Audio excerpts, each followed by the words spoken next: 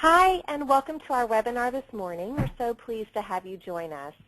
The webinar is Creating Inspirational Leaders, Beginning to Build Competencies in Today's Leaders.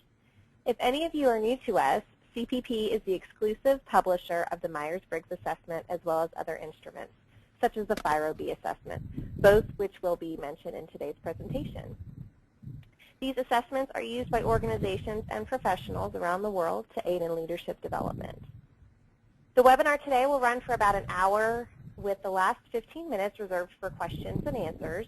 If you do have a question throughout the presentation, please submit it via the questions box located on the right side of your webinar tool pop-up.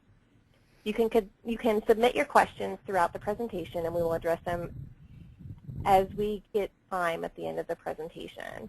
As with all our webinars, today is being recorded and we will send out a link to the recording afterwards. And you will also receive a copy of the presentation slides. You can also access both the slides and the presentation via the website for CPP at www.cpp.com. Today's speakers are Michelle Johnston and Nanette Fairley. Michelle Johnston is CPP's Director of International Business Development. As an industrial and organizational development consultant, Michelle has experience in both internal and external consulting roles. Her expertise ranges from executive coaching to selection to talent management. Nanette Fairley is the CEO of one of CPP's distributors, Innovative Human Resource Solutions, located in Dubai, United Arab Emirates. She has experience in management consulting, dealing with organizational change, among other areas. Nanette established Innovative Human Resource Solutions in 1999. And I'm your moderator, Kara Newrider. I'm Associate Marketing Manager for CPP. At this time, I'd like to welcome Michelle and turn the presentation over to her.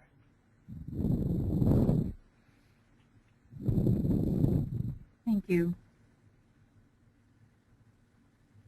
Please move the slide forward, Kara. Hello, everyone. Today, we are going to be discussing inspiration. Next slide. By definition, inspiration means the stimulation of the mind or emotions to a high level of feeling or activity, or the arousal of the mind or feelings to a special or unusual activity or creativity. It includes a condition of being stimulated by someone or something that causes this state.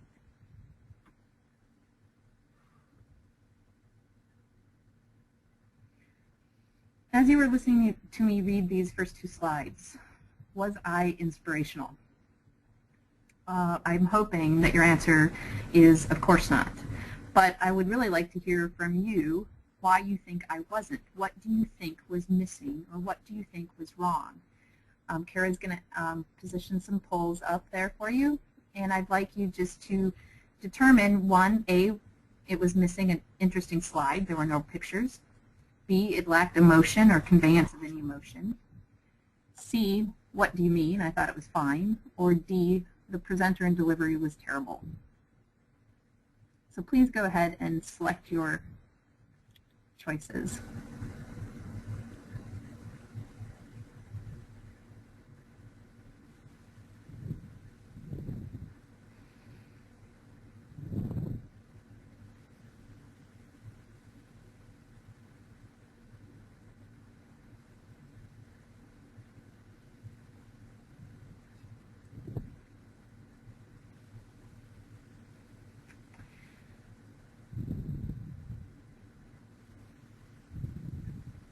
Wonderful. 70% of you have said it lacked emotion or conveyance of any emotion.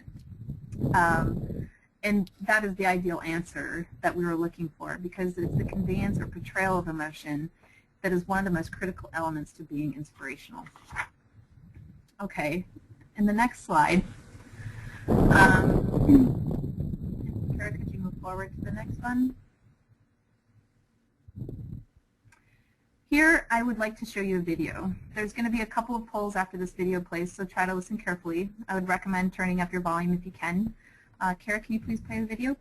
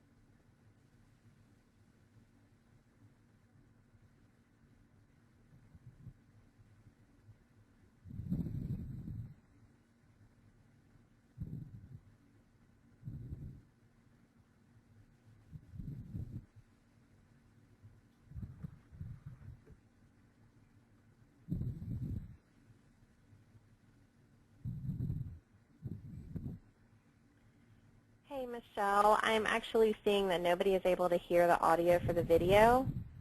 Okay. So we may need to just skip this part of the presentation. That's unfortunate. We're going to be missing a key point here. So essentially what this video was trying to communicate was about a man who was in India, who worked at a 5-star restaurant, who looked around him and saw that most of his country was impoverished and without food. And he decided to quit his job and to go feed the poor and destitute. And as a part of that, he not only fed the poor, but he helped bathe them, he helped brush their teeth, he helped give them nurturance. And he saw and communicated that he felt, despite the cultural society's belief that he shouldn't help these people, that he was going to because they were human and they were part of, we were all part of a larger human system. What I had intended to have everybody get from this video was that it wasn't more inspiring. And then we could probably still run the polls to see if anyone thinks that the story might be more inspiring. Kara, could you put up the poll, the first poll?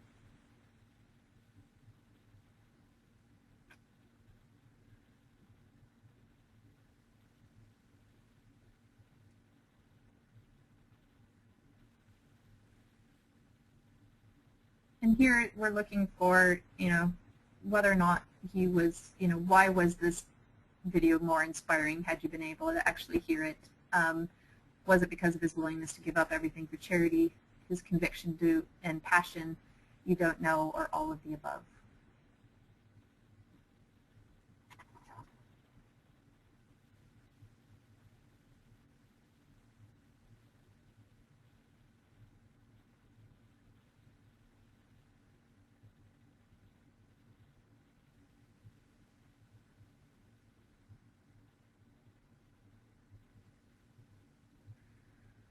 Wonderful. So 61% of you responded that it was about his conviction and passion, which doesn't necessarily come across when you can't hear the video, but yes, portraying your passion and conviction is an important part of inspiring others. And it's important to be able to articulate your passions and why they're important to you.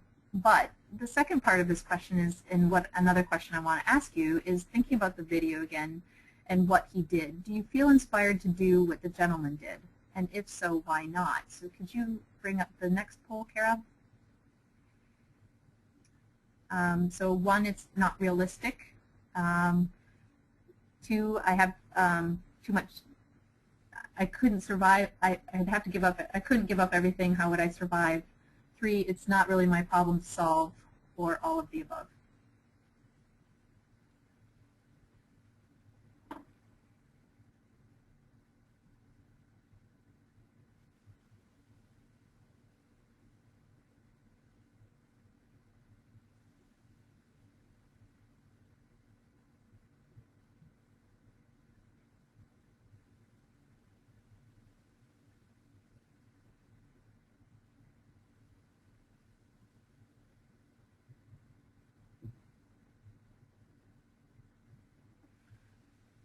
Okay, great. So the answer we were really looking for in this one was that it was all of the above. And the reason is because another important aspect of inspiring others is connecting your objective to another person. This gentleman may or may not have been trying to inspire anyone else to do what he had done. We don't know. What we do know is that we likely can't relate to it or bring it back to something meaningful to our world. Something's missing or holding us back from, or otherwise doesn't seem to work for us based on what we do know. Maybe if there was more information that would connect it back to something more personable and may make it more reasonable or possible to do. What is important to take away from these first few slides is that tapping into your emotion, passion, and conviction is an important part of inspiring others. But even when you do, it's not enough to just do those things. You have to connect it back to others and make it meaningful to them to spring them into action. Okay, Kara, the next slide, please.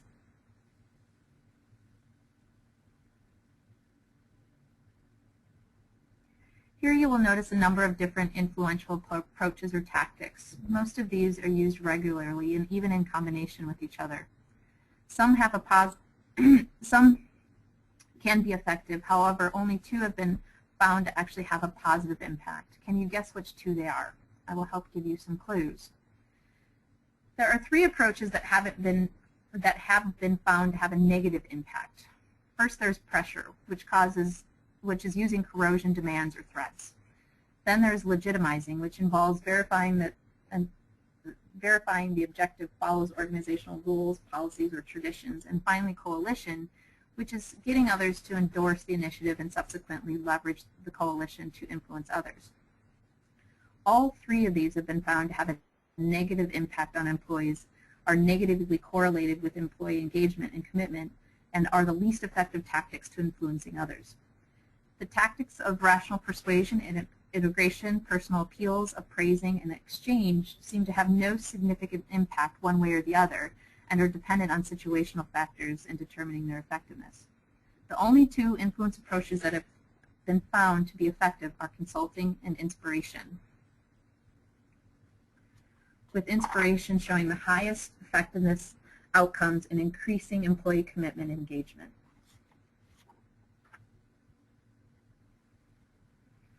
So why are we focusing on inspiration? Outside of having been found to be the most effective influence tactic, there are also a few other reasons why we should focus on influence. First, our country is facing devastating unemployment levels that hover around 8 to 14%.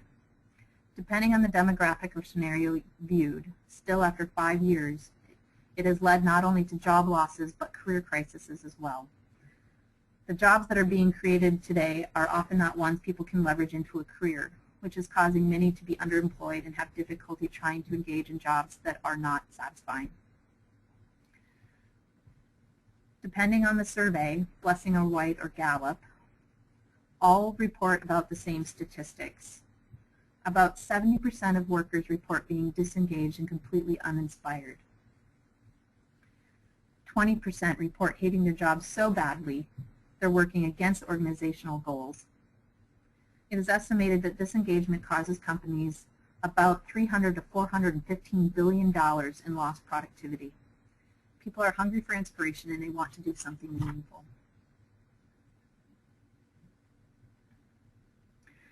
Finally, the best reason for us to focus on influencing by inspiration is not only has it been found to be the most effective way of influencing others, as I mentioned, it has been linked to increased employee commitment and engagement. We know increased employee engagement and commitment has been linked to higher levels of organizational leadership trust. Subsequently, trust is linked to increased levels of efficiency, and effectiveness, and reduce turnover. Therefore, increasing our leaders' ability to inspire others would have a profound impact on the organization's overall functionality and ultimately its success.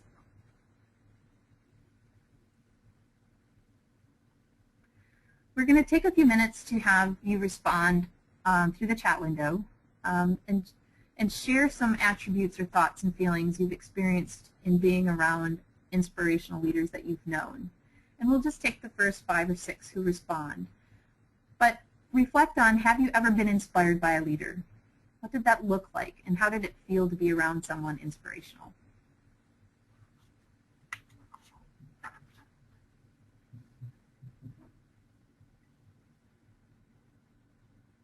So if you'd like to respond to Michelle's question, you can use the questions pane and we can read them out. We will definitely leave it anonymous, so feel free to send in your submissions.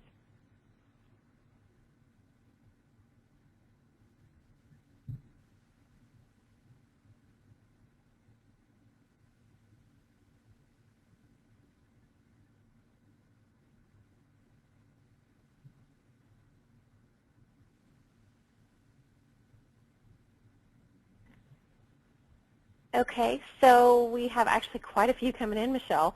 A couple, just to read a few. We have one that says, they inspired me to set and pursue bigger goals, try new things, take risks, made me want to do the best for them and the organization. Another one is saying inspirational leaders are innovative and they care about their followers. One says an inspirational leader who provides direction and their vision for how they want work or world to do better.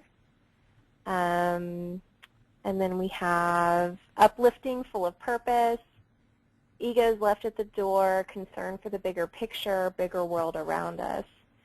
And those are great. The last one. Oh, sorry. Oh, sorry, I just thought this one, she put an exclamation point, so it just made me really excited. But she said their energy was contagious. So thank you all very much.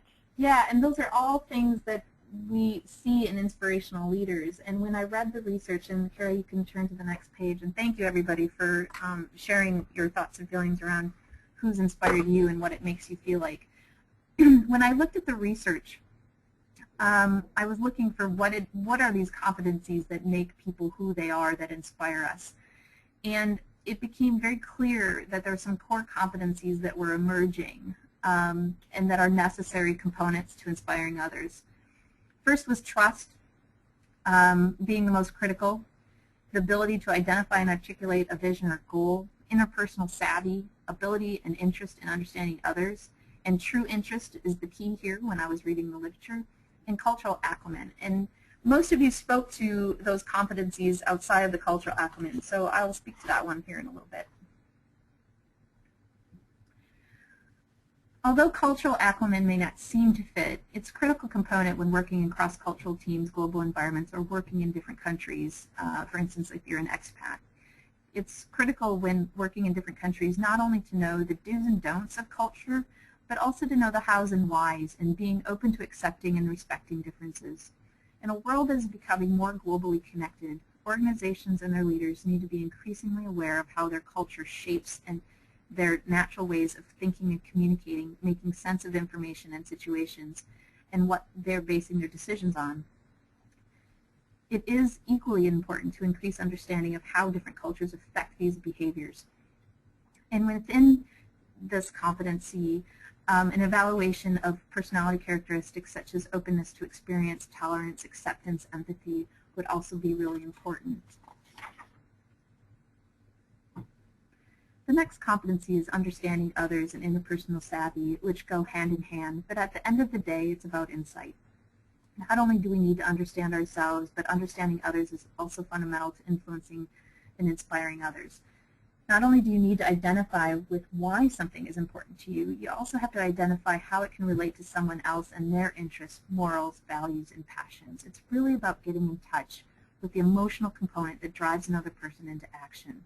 Interpersonal savvy, as we all know, helps an individual anticipate, read, and interpret interpersonal actions and reactions, facial expressions, body language, etc.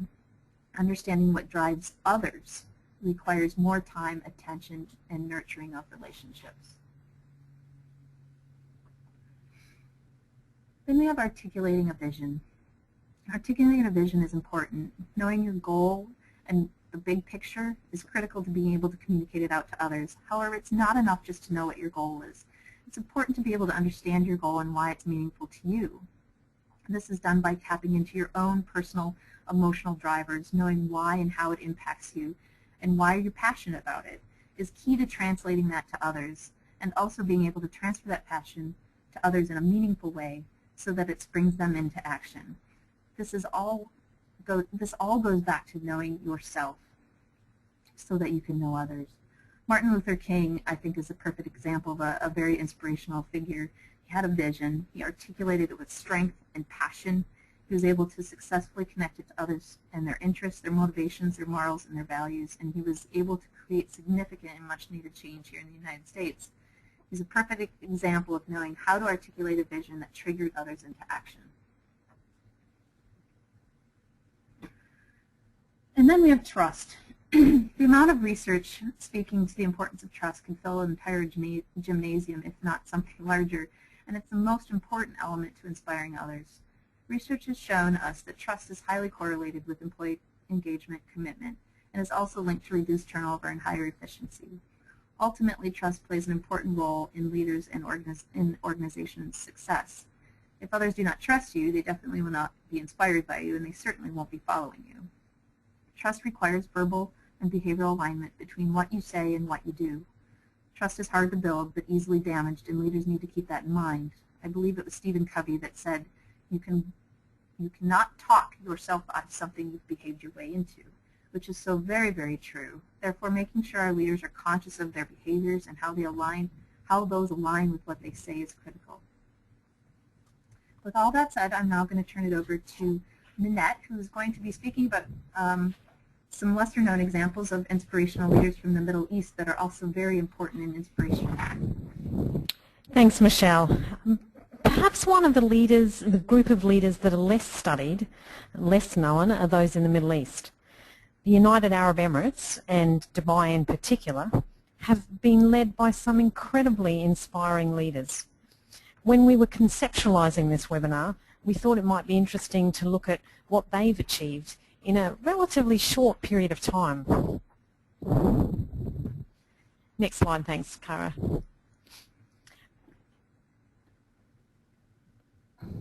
Cara, can you take it on to the next slide, please? Prior to 1971, the UAE was an unconnected set of trucial states. It was overseen by the British. Life was harsh.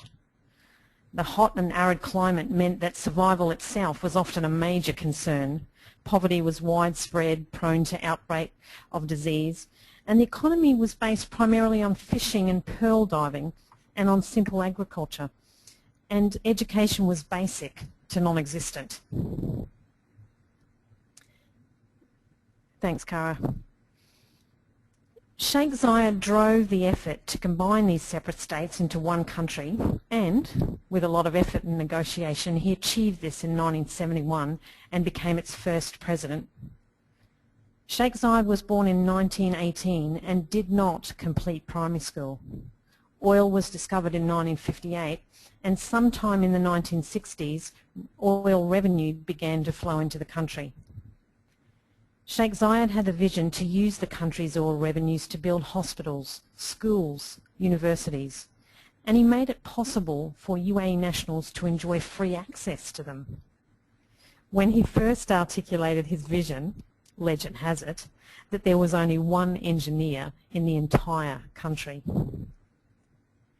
Health and education for the people was his vision, and today we enjoy the highest levels of both across the country, with 25% of total federal government spending going to education, and almost 2 doctors and 2 hospital beds per 1,000 people in the population. And it's still free to all UAE nationals. Thanks, Cara. Although Sheikh Zayed was not educated at a world-class business school, he knew the value of his messages and their impact on inspiring his people to keep pace with the modern world in many ways was already so far ahead in those early days of the 1960s. An article I once read talked about turning the sandpit into the Manhattan of the Middle East in just 50 years. You do not achieve this without a vision. Easy to say that the country had money because it did once oil was discovered. However, there are much richer oil nations surrounding the UAE that have not experienced anything like the growth and advancement in standards of living that the UAE has. Another example, and there are many, of the vision of the country's leaders being translated into world-class infrastructure was the idea of the Dubai dry docks. This was conceptualised in 1971, the year of federation, when the country was barely connected to the outside world. After feasibility studies and construction, the dry docks facility opened in 1983. It was the only large dry dock facility in the Persian Gulf. Since it opened, it's repaired over 6,000 vessels and contains the Middle East's largest floating crane. Who would have thought about putting Dubai on the map as one of the biggest dry docks in the world in the year the country came into being?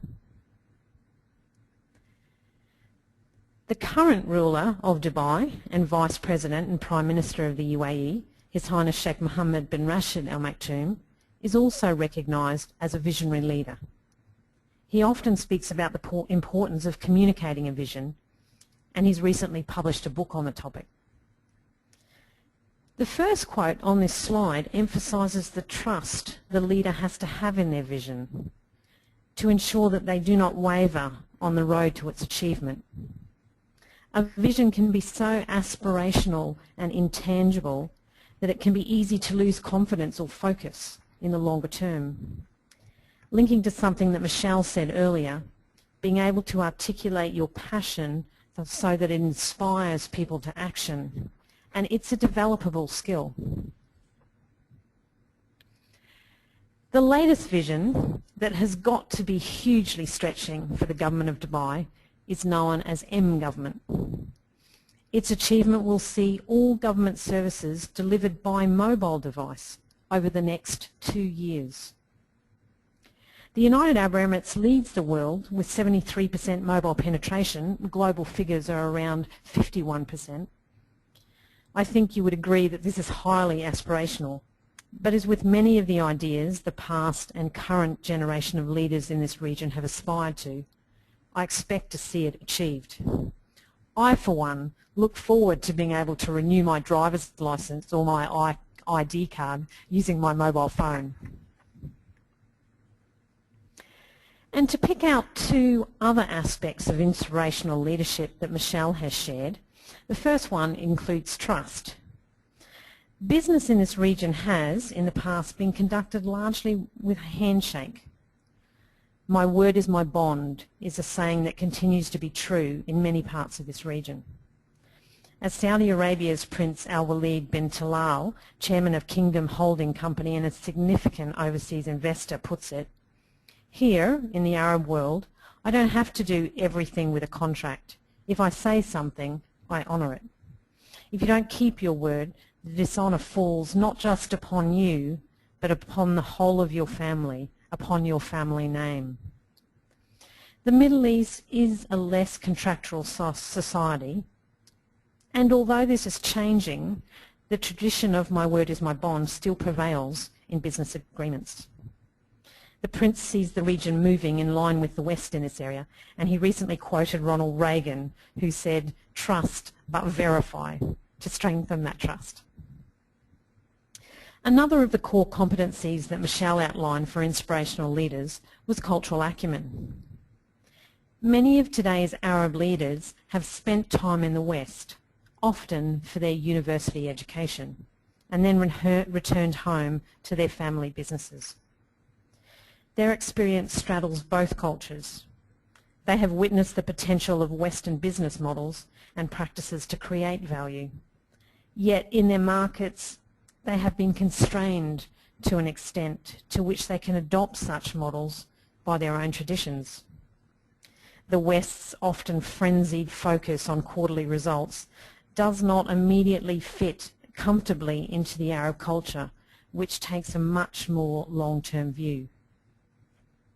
Understanding different cultures is very much a part of life in this part of the world. Where else in the world would you find an organisation like one that I'm currently involved with that has 175 different nationalities working together in one company? To succeed as a leader in such an environment, understanding different cultures and what will inspire each of them differently is critical. Michelle is now going to take these examples and the models presented earlier and help you put them into action. Yeah, thanks, Nanette. I would argue that some of these Middle Eastern leaders probably know themselves and others and articulate visions with the best of them, because I don't know how else they would have achieved such amazing, amazing things in such a short period of time. Anyway, I'm going to be putting this information into action, and this is the hard part. When I've worked with companies trying to help them teach others how to be more inspirational, I developed programs that have broken down the competencies into more tangible and practical approaches so that they can be behaviorally taught. For the sake of brevity in this webinar, I've broken the information down into 4 major components or categories. First is goal setting. Before you can articulate a vision, you have to establish your goal or your vision. Goal setting is all about knowing what it is you're trying to achieve, what type of change you're attempting. And in this section, I focus on teaching people how to set those goals, particularly if they aren't accustomed to doing so. This is not the standard SMART goal approach that is commonly used in coaching, because within this section, there's an emphasis on focusing in on other people's needs, their interests, their values, and their motivators, and that is critical to the goal-setting process for inspiring others. The next step involves 2 competencies: understanding yourself and others and interpersonal savvy.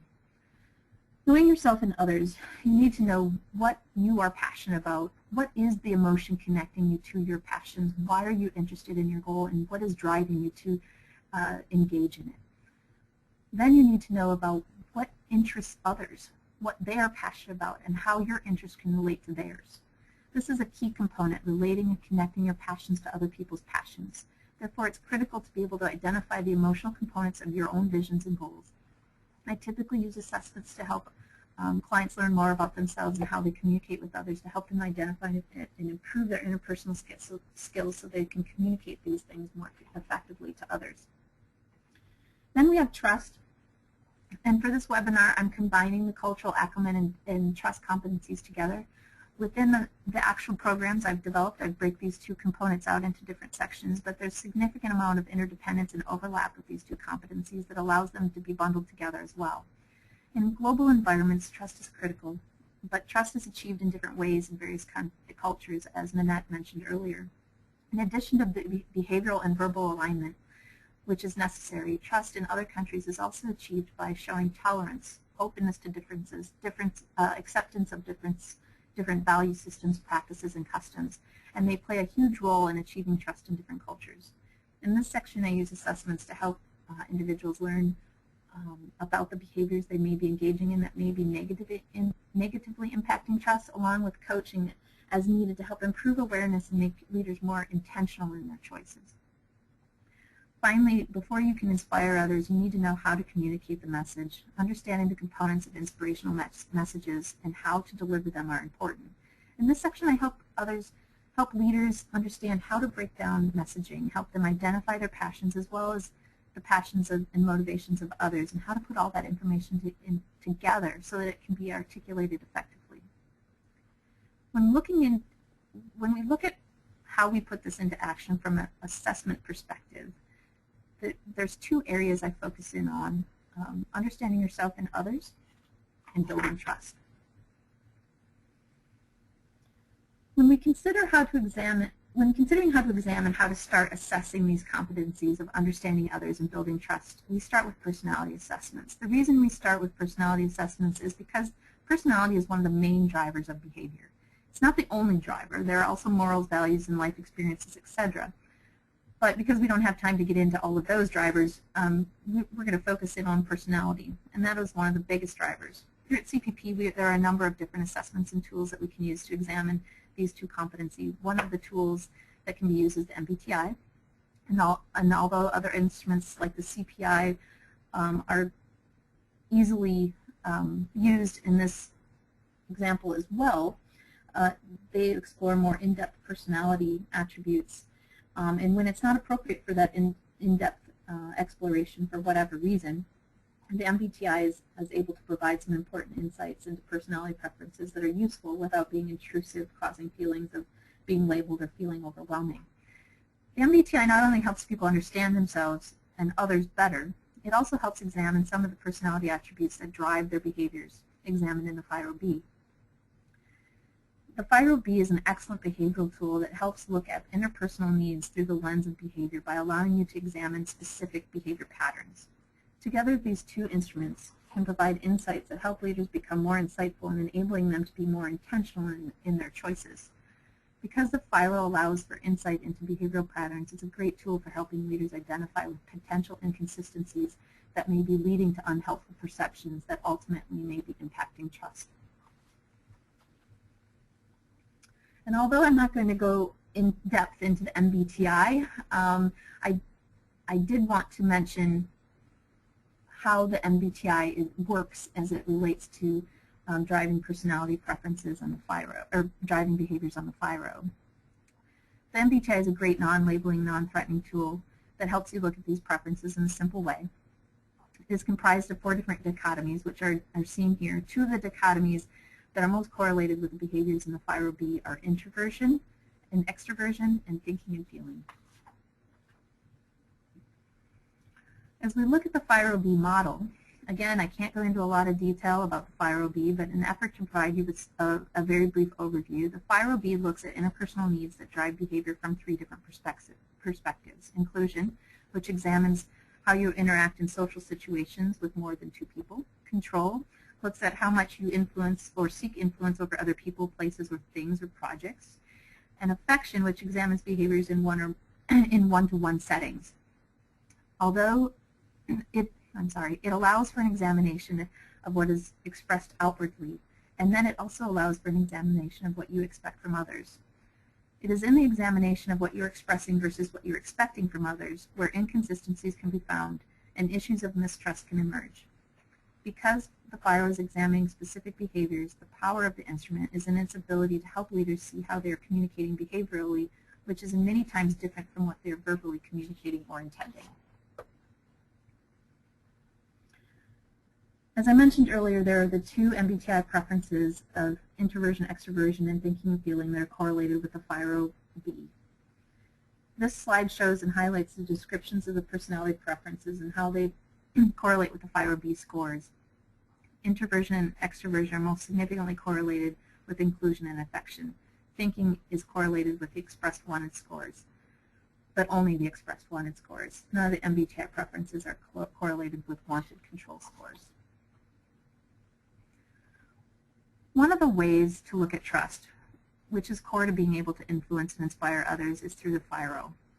While I don't have time to explain the details of the FIRO assessment, what is important for you to know is how the FIRO helps examine perceptions. For example, in this case, inclusion is one of the categories examined and helps us look at behaviors that someone through how much they're expressing versus behaviors how much they are expressing versus behaviors they are engaging in that communicate what they're expecting from others. Inclusion in this example is looking at behaviors in social settings, in other words, groups. This person is frequently including others in their meetings, seeking input and joining groups and actively participating, but when it's someone else's turn to invite them to a meeting, seeking their input or asking them to participate, they tend not to be as interested.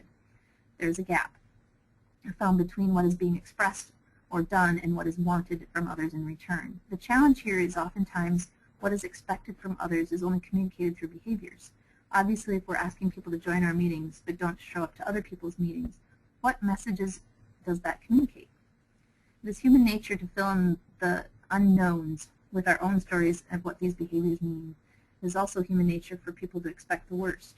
Often people assume it means my boss doesn't like me, doesn't value me, doesn't like what I'm doing, or my boss is arrogant and only interested in things that highlight their initiatives, intentional or not. If a leader is not aware or not communicating effectively, over time these behaviors can create negative perceptions that often go unspoken. Subordinates are less likely to speak up, which can lead not only to an erosion of trust, but disengagement and reduced commitment.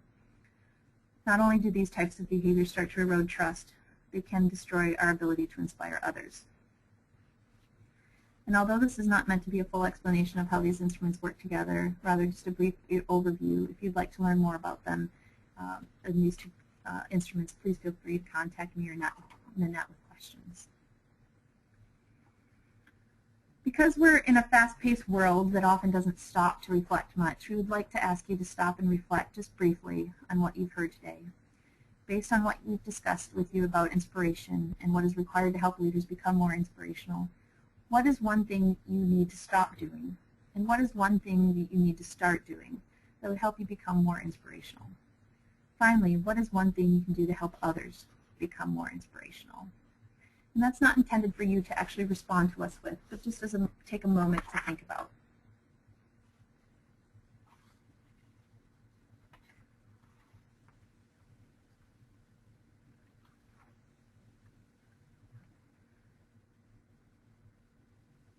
And Kara, do you want to wrap things up?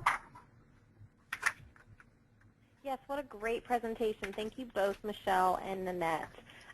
What I'd like to do now is let's turn it over to answer some questions from the audience. We've had a few come in. The first one takes us back to the beginning of the presentation, Michelle, and is referring to your inspiration model that you pulled up in the triangle. And he was asking if you might be able to elaborate a little bit on the trust aspect of that triangle. I guess I'm not specific to what, as far as what trust means or how it's achieved. I'm not sure if I'm clear on that question. Let's see if he can provide some elaboration. In the meantime, we'll move on to another question. The next one, again, Michelle, this is asking about using the FIRO-B and the MBTI assessments together in a consulting session. Asking how quickly would you introduce the FIRO-B after introducing the MBTI assessment? I typically, when I'm doing inspiration type approaches, I do them together. So I guess there's no gap in time for me when I'm doing it. But I guess it depends on how you're creating your training programs and what your ultimate goals and objectives are for your leaders and what you're ultimately trying to achieve. I think the FIRO-B works well independently as well as in conjunction with the MBTI, so I have no concerns about there being a timing issue with its introduction. Okay, and then the second part to that question, she was also curious, how do you keep it from being overwhelming for participants? How do you keep it from being overwhelming? I haven't had people say that it's overwhelming before. But again, I don't do these in short stints, and I don't try to cram it in 2 hours of training.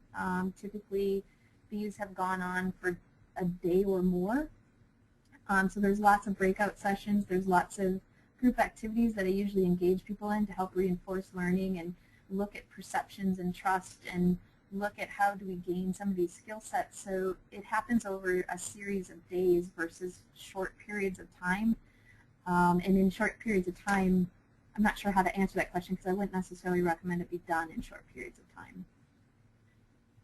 Okay. And Nanette, this question is for you. This participant was curious how instruments like the MBTI assessment are accepted and used in the Middle East and the Arab world. Good question. I have been here for a number of years, so 20 plus years, and in my early days in the region, there was a lot of questions, there was a lot of skepticism about any kind of personality profiles, and mainly because there was not a lot of knowledge about how they were used. But today it is very different. The MBTI is translated into Arabic and it's used right across the region. It's used quite extensively in team dynamics work, helping people get to know each other, because remember we work in a very multicultural environment. So we need tools that help people get to know each other, understand each other in quite short time frames. So the tools today are quite well used across the region. Yes. Great, thank you, Nanette. And the participant that asked the earlier question, Michelle, about your model, he had a little bit of clarification for you. He was speaking to trust as the foundational element of the model. For example, without trust as a leader, you cannot really address the other components of the model very effectively. Could you maybe elaborate on that a little bit? Okay, yeah. So based on all the research, now this is a collection of research, then a lot of the references I use to start looking at what are the competencies involved in inspiring others will be provided at the end. But a lot of the research I've read, and to be honest, I didn't include all of the references because there's too many, but when you look at trust and you look at inspiration, it's not possible, based on everything I'm seeing in the research, to inspire anybody if they don't trust you. Now that doesn't mean you can't influence them through other tactics or approaches. It just means that without trust, inspiration isn't possible. So therefore, when I was looking at all of the other core areas of inspiration, if I removed trust or we took trust out, there wasn't a capability of being inspirational in getting people to inspire them into action. And that's just based on the literature reviews I did. This isn't. Can I add something to that, Cara? Yeah. Oh, yeah. Oh, sorry. I was just going to say that the competency model I built was based on a collection of research. It hasn't been tested. I haven't gone out and researched my competency model to make sure that the collection of research that I put together was accurate in the sense that I've tested this competency model out and it's sound. It's a competency model based on a collective research literature on the subject of inspiration. If I could just add something to that, something that Michelle mentioned earlier, that trust requires that alignment between verbal, what the individual says and how they behave. So, we often see leaders, or sometimes we see leaders who get up there and do this, maybe superficially inspirational presentation, but we know that the minute they step down from the podium, their behavior is not going to back up their words. So, for example, I saw a leader get up and talk about we need to create a no-blame culture, a safety culture of no blame. The minute he stepped down from the podium and he was in a one-to-one conversation with someone who just made a significant mistake, the first words out of his mouth and the reaction to that mistake was all about blame. So behavior versus what you say certainly drives how often or how much somebody wants to follow you, and thus how truly inspirational you are. That's a perfect example, Nanette. Thank you. And we can take a couple more. We have a few more minutes. Nanette, just kind of a follow-up to the question earlier and kind of what you've been talking about in your part of the presentation. You spoke a lot about the importance of honor in the Arab culture. And to what extent do you think that the MBTI and FIRO-B assessments can contribute to understanding and developing that value, particularly cross-culturally? I think, first of all, the, understanding what is important to somebody through, so honor looks like different things, honor is different things. it can look like losing face. So if somebody feels like they have said that they would do something and they were unable to do it, or somebody disagrees with them in public, they can lose face.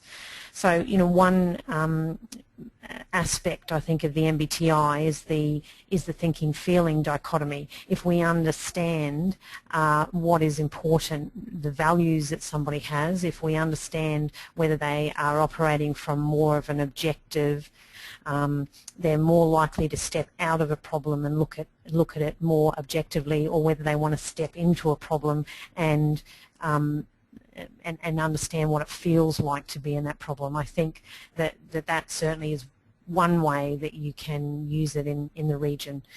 The whole concept of values here is very strong. So honour is a value.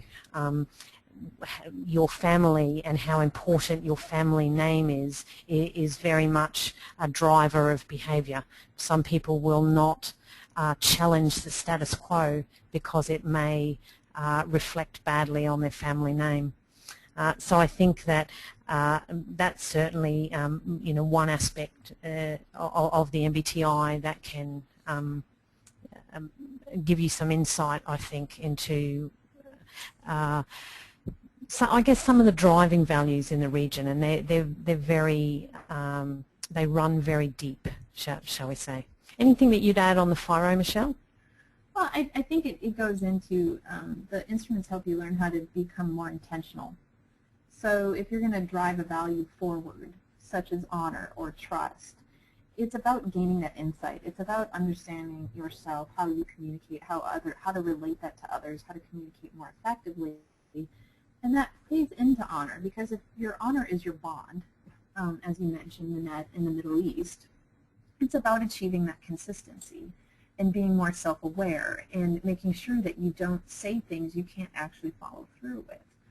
And so I think the instruments really at their core help you become more intentional in your choices, because you're no longer at the will or whim of unconscious impulses. You're now suddenly aware and you make choices that mean things. And I think that's where it really helps start to develop or reinforce value systems in different countries, particularly the Middle East when we're talking about. The only other thing I'd add to that is the aspects of the FIRO expressed and wanted. It's a very the Arab culture, although there are many aspects to it, is a very it's driven by behavioural norms. And while individuals may follow those behaviours because their parents think it's appropriate, because society expects it, so that's what we'll see expressed. But what they really want, perhaps we don't see as easily, because of the strength of the culture, the national culture, and the family values that may override, I guess. So the FIRO will give a little bit more, as Michelle said, self-understanding, and also help others understand each other to a greater degree. Okay, and I think we have time for one more, and this is for both of you. Feel free to chime in. But we had a question about what is the difference between an inspirational and a charismatic leader? I think inspirational leaders spring you into action. Charismatic leaders just impress you in the moment. At least that is how it has been for me in reality. I've listened to very good orators, but I've never been inspired to go follow them, which I think is different, because you have to have that element of trust that where they're taking you or what you're doing is good, is meaningful. And for me, it's about that trust piece and understanding how it relates to me that gets me to do something. A great orator can be just a great orator.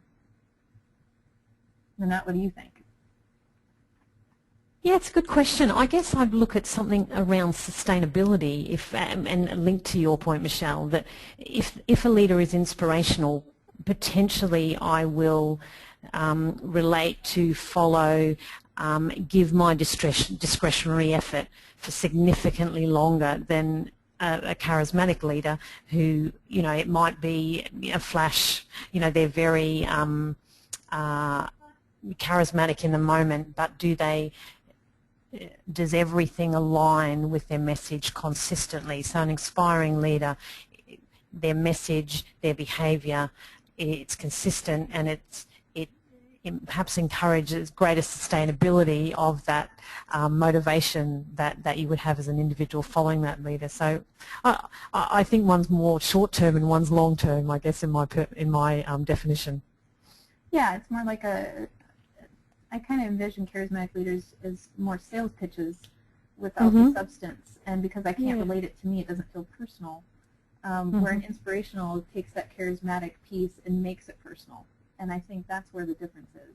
And I've experienced many leaders where I can distinctly tell the difference between being inspired by what they say and wanting to do it and help them, and just being impressed that they can articulate things well. Great. Well, thank you both so much, and thank you to all of our attendees for giving us an hour of your day. We really appreciate it. Nanette, thank you for making time. I know you're quite a bit a ways ahead of us time zone-wise, so thank you for that.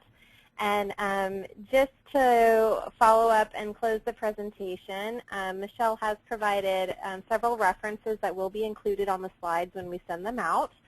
So you have the links and sources here as well.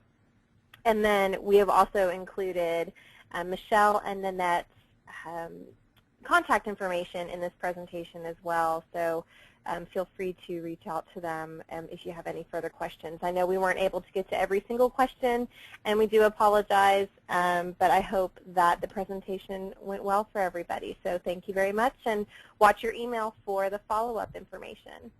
Have a great day, everybody. Thank you. Bye-bye. Thank you.